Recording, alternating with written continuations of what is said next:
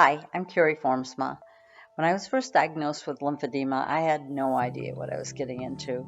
I figured I'd have a few physical therapy appointments and probably have to wear support hose, and that'd be kind of it. I had no idea that I'd spend 3 hours a day doing the things I needed to do to take care of my lymphedema. That basically takes up all my discretionary time at the time. I had no idea that I would gradually lose mobility and endurance, that climbing stairs would be so hard, and that I would struggle to find clothing that would even fit. And I was losing hope and becoming more immobile and very discouraged and frustrated and angry. So why a courage award for me? Well, before I was diagnosed with lymphedema, at another difficult time in my life, I had found and highlighted all the passages in my Bible that had to do with courage. And I learned that courage can be granted, but it also can be borrowed and it can be shared. And I really doesn't start with just one person.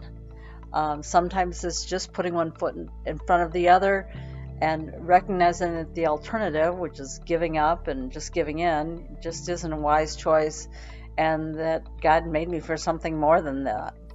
And that there were still things I had to do, and that there were things I needed to do in my life, and that lymphedema just needed to be part of that journey.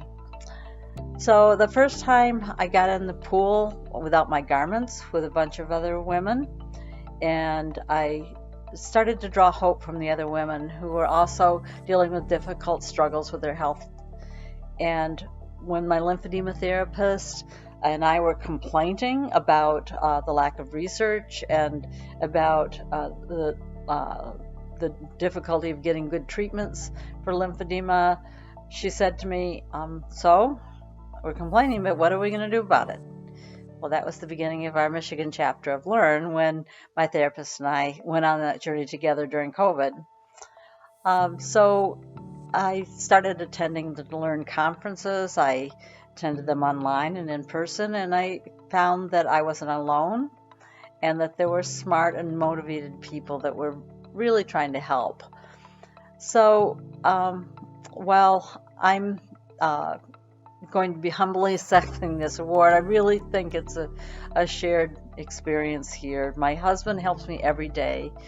My family walks a little slower, my friends do, so that I can keep up, and that I have my preschool granddaughters who every time they show up at my house, first thing they do is wrap up one of their legs in one of my wraps and in solidarity with me.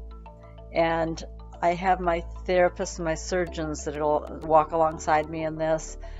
There's people that are advocates for research and garment funding, and especially for my fellow lymphedema patients who, when we borrow and we share and we grant courage to each other in this fight.